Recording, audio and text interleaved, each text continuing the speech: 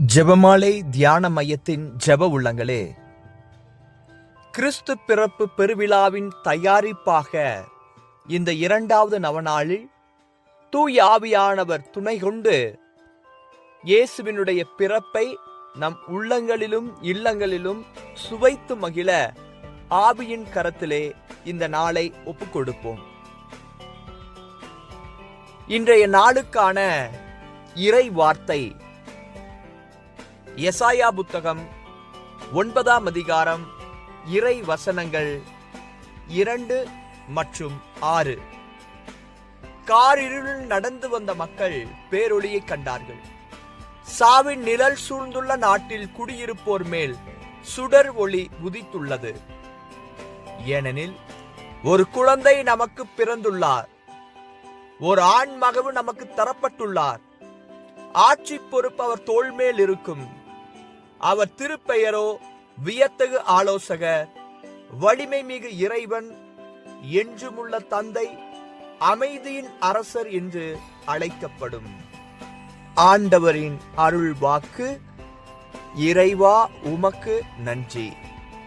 அன்பார்ந்தவர்களே, இந்த 2வது நவநாளில் வியத்தகு ஆலோசகராக, அமைதியின் அரசராக நம் ஆண்டவர் இயேசு கிறிஸ்து நம் உள்ளங்களில் ஒளி வீச ஆவியானவர் வழிகாட்டுகின்றார். இந்த 2வது நவநாளின் மைய கருத்தாக ஓ ஆண்டவரே என்ற மைய கருத்தில் இந்த ஆண்டவர் எப்படிப்பட்டவர் என்பதை இந்த வாசக பகுதியிலிருந்து நாம் அறிந்து கொள்ள முடியும். ஒளியின் ஆண்டவராக ஆண்டவர் இயேசு கிறிஸ்து இருக்கின்றார். ஆலோசனை கர்த்தராக ஆண்டவர் இயேசு கிறிஸ்து இருக்கின்றார். அமைதியின் அரசராக ஆண்டவர் இயேசு கிறிஸ்து இருக்கிறார் என்பதை இன்றைய நவநாளின் மைய கருத்தாக நம் உள்ளத்திலே பதிய வைப்போம். ஓ ஆண்டவரே, இஸ்ரவேல் வீட்டின் ராயனே, சுவாலை விட்டெறிந்த முச்செடியில் மோயிசனுக்கோர் நாள் சீனாய் கற்பனை தந்தை. சீனாயில் கற்பனை ஈந்தாய், வாராய், கரத்தை நீட்டியே எங்களை மீட்டுத்தாராய். ஆண்டவர் அந்த எரியும் முட்புதரிலே எவ்வாறு மோயிசனுக்கு தன்னை வெளிப்படுத்தி சீனாய் மலையிலே 10 கட்டளைகளை கொடுத்தார், அதே போல நம் ஆண்டவர் இயேசு கிறிஸ்துடைய பிறப்பு பெருவிழாவிற்காக தயாரித்துக் கொண்டிருக்கிற நமக்கு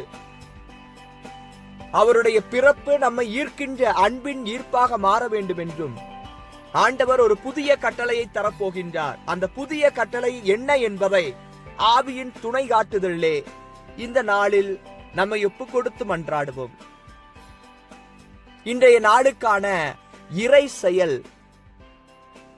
ஆண்டவருடைய கட்டளைகள் வெறும் கற்பனைகளில் நமக்கு தருவது அல்ல, மாறாக நம் இதய கற்பனையில் ஆண்டவருடைய எழுத்துக்கள் பொறிக்கப்பட வேண்டும். இதோ கல்லாலான இதயத்தை எடுத்துவிட்டு சதையிலான இதயத்தை நான் அவர்களுக்கு தருவேன். இன்று கடின உள்ளங்கள் மாற வேண்டும், மறைய வேண்டும் என்று இந்த நாளில் நமது இறை செயலை ஒப்புக் கொடுத்து மன்றாடுவோம். கடினப்படுகின்ற நேரங்கள், கடினப்படுகின்ற உள்ளங்கள் நமது வாழ்க்கையில் வெளிப்படுகிறது என்றால் இந்த ஆண்டவருடைய ஒளி, ஆண்டவரே உமது ஒளி எங்களுக்குள் ஒரு மாற்றத்தை தர வேண்டும் என்று இந்த 2வது நாளில் நம்மையே அர்ப்பணித்து ஆண்டவருடைய கரத்தில் ஒப்புக் கொடுத்து மன்றாடுவோம். எங்களை நேசித்து வழிநடத்துகிற எங்கள் அன்பின் தந்தையே, இந்த நாளுக்காக, இந்த நேரத்திற்காக நன்றி செலுத்துகின்றோம். உமது மேலான வருகை ஆசீர்வாதத்தின் நேரமாக மாற்றித் தரப்பட்டிருக்கிறது. எவ்வாறு சீனாய் மலையிலே மோயிசனுக்கு கற்பனைகளை ஈந்தீரே, அதே போல உமது வருகை 2000 ஆண்டுகளுக்கு முன்பு ஒளியை கொடுத்தது போல ஆண்டவரே, இன்று எங்கள் உள்ளங்களுக்குள்ளே கடினப்படுகின்ற அந்த நேரங்களுக்குள்ளே, நிகழ்வுகளுக்குள்ளே உமது ஒளியின் ஆட்சி வெளிப்படுத்தப்பட வேண்டும் என்று இந்த நேரத்தை ஒப்புக் கொடுக்கிறோம். இந்த நாளை அர்ப்பணிக்கின்றோம். பயன்படுத்தும், எங்களை பக்குவப்படுத்தி, ஓ ஆண்டவரே எங்களை வழிநடத்தும் என்று சொல்லி அர்ப்பணித்து வேண்டுகிறோம்.